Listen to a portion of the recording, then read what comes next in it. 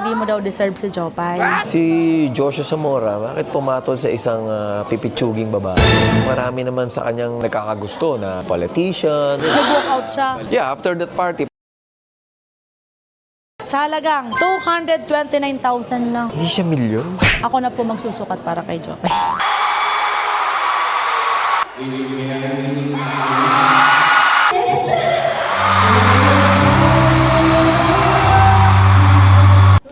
Hi, I'm Charo from Maddox Jewelry, your cheapest natural diamond supplier from the Philippines, trusted by many celebrities and known personalities.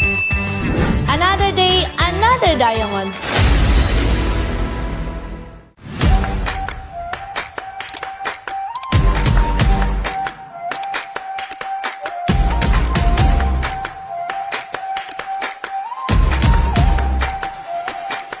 Hi, sir! Ah, hello! Hello. Husband po ni Jopay. Yes. So, napanood ko lang kayo sa mga vlog nyo eh. Wow naman! Na-curious ako kahit papaano eh. Po, ano po may paglilingkod ko ngayon? Kasi yung hinahanap ko rin, something na diamond din. Para and sing-sing. Oy, alam ko na. Alam nyo na agad. Hindi kasi sir, pumunta si Jopay dati dito. Tapos, Ah. di ba bumili siya? Oo. Pati doon sa dalawang anak. Tinanong nga niya, pasok ba sa budget? Tapos, sabi niya sa akin, pag napunta yung asawa ko dito, ito i-offer mo sa kanya kasi di ko siya nabili, hindi pumasok sa budget ko. Say, ikaw daw bibili. Parang inano niya sa akin ha. Kumusta naman sir, ang love life? Ang love life, syempre, kami naman going strong. Kahit na medyo busy kami, minsan naisip namin, nakikita pa ba tayo? Dahil sobrang busy nila, di ba? Oo, yung sa concert nila. Di ba? Dahil yung sa concert nila, talagang nag-start sila maybe 3 months before the concert. Sobrang busy na, as in halos araw-araw Tapos, nag-rehearsal. napanood kaya kita. Doon sa, mo ako? Saan yan? sa concert. Oh, yan. Gumawa. Siyempre, support tayo. Oo. Sumayaw ka din doon, di ba? Tumayo din ako. Nagulat ako, sabi ko, hala, Ever. Talagang ako gumagano. Diba? Ako din yung nasa crowd na talagang tumayo ako. Nakapatayo ka talaga, dahil... Yung nasa baba, mga chairs. Supposedly, dapat nakaupo kami Lahat yung tatayo. Tapos upo na naman, tatayo. Because kasi nga napapasayaw. Pasayaw talaga eh. Talagang pag sumatatayo ka talagang... Kaya nga ako nung nanood din ako, sabi ko kahit na guest ako dyan, mas gusto ko manood dahil sobrang maraming Pero moments ka din, no? Ay, nasa baba. Well, nung nasa opening, baba ka. nasa baba naman ako Kasi you want to throughout. see them. Gusto ko talaga maramdaman dahil, ewan ko, pati ako na goosebumps eh. Ito, hindi naman talaga ako masyadong solid pa ng sex bomb, pero I admire. Nung nakita mo sila ulit, lahat Uy, sila sabi, doon. grabe, bakit? Parang Curious ako, ba't yung mga tao naiiyak sila na kung pala meron talagang feeling na gano'n talaga. Sabi ko, very nostalgic talaga, no? Kasi ito yung grupo na kahit naman nung time na yun kasi nasa showbiz na ako pero naramdaman ko talaga yung journey nila na para buuin yung concert na yun, sabi. Kasi ang hirap ng buuin nun. Kasi they have their different families na, may kanya-kanyang buhay na. Yung iba nasa ibang bansa pa. Iba, Kasi di ba, ang hirap nun pumunta dito. sabi ko parang imposible kayong mag-reunite na sobrang kompleto kasi kanya-kanyang buhay na eh. Iba-ibang priorities na Yes, that's right. Tapos, basta nung nakita ka doon sa sabi ko, alam mo, naalala ko sa yung sa Maneuverse, di ba? Ganyan kasing generation, hindi na nila kayo masyadong natatandaan. Yes, oo eh. Pero sa age group namin, pag sinabi mong Maneuvers dati, alam mo, nasa isip ko nun, ang popogi, ang gagaling sumayaw, di ba? Yung ganon. Totoo, kasi nung time na yun.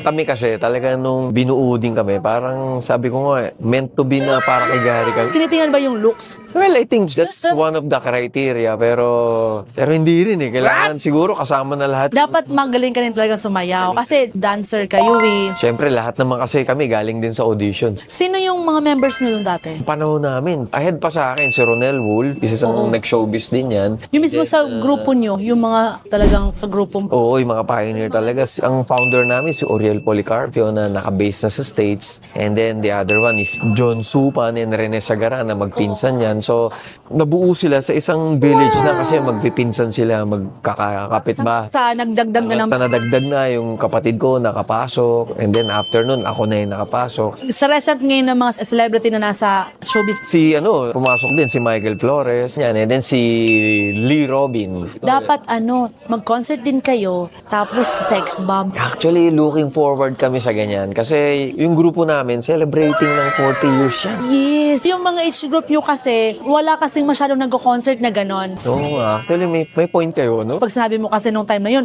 laging, uy, universe, uy, ganito, uy, punta tayo. Yun. So, yung wala kaming na-attendan ng mga concert na ganon. Kasi karamihan ng mga concert, di ba, yung mga solo singer lang. At saka nung time din na yun, puro all-male talaga yung panahon namin. Kasi, di ba, na-issue na parang hindi mo daw deserve si Jopay. Actually, na-encounter ko na yan dati na Noon pa yan. hindi ko na pinatulan eh. Nangyari yung comment na yan, may pinuntahan kami na pelikula, parang black screening. So, naglalakad lang kami, tapos may pinost lang nung isang vlogger doon. Tapos may mga nag-comment na, pero nung tinitingnan namin yung mga comment na ganun, wala naman, naka-private lang. So, nag-comment lang siya na, sabi niya, si Joshua Zamora, bakit pumatol sa isang pipitsuging babae? Siyempre, pertaining. Kasi, sabi na, Joshua Zamora yan. Sabi niya dun sa tanong niya, marami naman sa kanyang nakakagusto na politician or yung mga may career na babae, doktor. So sabi ko parang ibang klase na yung bitaw nito. Oo, parang nakaka-offend na ng song. Nakaka-offend na talaga, nakaka-offend kasi para bitawan niya yung pipitsuging babae. Sabi ko parang masyadong inismall naman si Siguro yung tao na hindi kilala si Jopay. kilala siya eh. Kasi sino ba hindi makakilala sa kanya, di ba? Tapos may binitawan pa na naghihirap na daw kami, sabi nga. Ako naman, sumunod lang ako. Sabi ko, naniniwala ako sa mga biblical principles na sabi ni Lord, hindi yung looks natin ang tinitingin niya, kundi yung puso natin. Sabi nga niya, nung pag-propose mo daw, parang kinuha mo lang yung sing-sing. O, ito na. Parang ganun lang, oh. Sa kwento niya na parang nagkukwento ka daw about sa marriage na yon. Tapos biglang, nag-ano ka niyan, wala naman sing-sing. Tapos kinuha mo lang daw, eto, sing-sing. Oh, kasi yung kinuwento niya na yan, parang second time na proposal na yan. First proposal na ginawa, sinurprise ko siya sa birthday niya. Year 2009 or 10. Hindi niya tinanggap. Hindi, tinanggap niya. Nangyari lang doon, after ilang months, nag-break up kami. Kasi medyo para sa akin, parang hindi ko pa makita yung sarili ko na magsisettle down na. Sino ang nakipag-break? Actually, hindi ko maalala kung break naman yung sinabi ko o parang cool off life. Pero sa babae, sabi nila parang break na rin yun di ba? Ikaw, so ibig sabihin, ikaw yung... Oo, pero hindi ko naman siya tinalikuran kasi pati sa trabaho, magkasama pa rin kami. Kapag may mga problema siya, inalalayan ko pa rin So siya. kahit nag-break kayo, kasama pa rin. O, Oo ang nangyari lang kasi, sabi ko sa kanya, pag talagang naging active tayo sa church, biniro ko siya, sabi ko baka dumating yung time na maghiwalay muna tayo kasi may aayusin si Lord sa atin. And then truly, nung naging active na kami, nangyari nga yun. I don't know, sabi ko, siguro led by the Spirit na lang na ayusin muna natin yung sarili natin sa Panginoon, yung relationship natin sa Panginoon. ilang years na po kayo mag-asawa? Kung 2014 until now, it's 11 years na. Di ba naghiwalay kayo? So after nun, paano mo na-realize na kayo talaga para sa isa't isa? Actually, nung naghiwalay na kami, meron akong theater group na ini-invite ko siya sa mga Christmas parties. And then one time, nung in-invite ko siya, parang gumawa ako ng isang video na parang mga good memories namin. Tapos pinalabas ko on screen na Nakwento nga niya sa akin. Tapos may bulaklak ako, parang di ko na lang sinabi sa kanya na nakikipagbalikan na ako. Pero talagang parang hinaraan ako siya. Pero ang ending, nireject niya ako. So kala ko, okay na kami. Nag-walk out siya. Balikan na kami. Yeah, after that party, parang wala, hindi pa. Nireject niya talaga ako. Sabi ko, ako naman taong may kargang patience. Sabi ko, I'm willing to wait. Nung pumunta po si Miss Jopay dito, eto yung gusto niya. Parang, teka muna, parang kumikinang Kinabahan ka ba? Kinabahan ako Parang hindi lang 6 digits yan Parang 7 digits yan Ilang carats ba yan? Kaya nga nung pumunta si Jopay dito, di daw niya kaya bilhin to eh. Tapos sabi niya, pag pumunta ka daw. Kaya pala nagbilin pa Gusto mo pong try sa'yo to? Kano ba yung mga ganyan? Sakto. Pwede po kasi itong pang babae, pang lalaki. Actually, sa'yo talaga to eh. Ay, mga ganito ba? Unisex din to? Unisex talaga, ang ganda. So, ilang carats yung mga ganyan? This is 25 karat. 25, di ba? Hanggang 24 lang. 18 karat white gold lahat yan. Okay. Ganda, no? So, Sa halagang? sa halagang 229,000 lang. O akala mo 7 digits. Hindi siya milyon. Ang itsura naman, Ito naman, ito napakaganda. Simple lang siyang Ganda rin. elegant. Ako na po magsusukat para kay Jopay. Oh, malit ng ganito niya. So, Ang liit nga, pang baby. size ano ba siya? 4? Size 4. Ganda. Diba? Tsura natin, papakita ko sa kanya. Ito yung mga mahal namin, yung mga ganitong tennis. Talagang worth million to. 1.3. Grabe. Nakatakot. Actually, sa lalaki, ang unisex is tennis bracelet tapos tennis necklace. Pwede mong itry. Sige, ayun o. Ayan, pengi ako. Para makita ni Sir Joshua. Yan. Yan o. Yan mo, sir. Oh. Ganda, wala salamin. Nasalamin mo.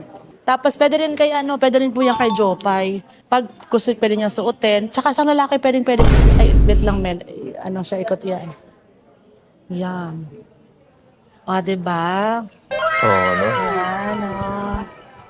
Yan, doon sa Sing Sing, ano pong final mo, sir? Mahilig yun sa heart kasi. Pero feeling ko magugustuhan niya rin to. Ito kasi kakaiba. Ito kasing heart. Maraming ganyang itsura. Saan ang bibilin mo? Bili ka ng solitairing para sa kanya. Surprise to eh. Oo, pang surprise lang. Oo, dapat may plan ba kayo mag-renew ng vow? Dapat nung 10 Oo, kasi wala nung 10th na. year, dapat renewal of Oo. vows yun eh. Kaso, 10, 15, tsaka 20. Pwede mo naman habulin.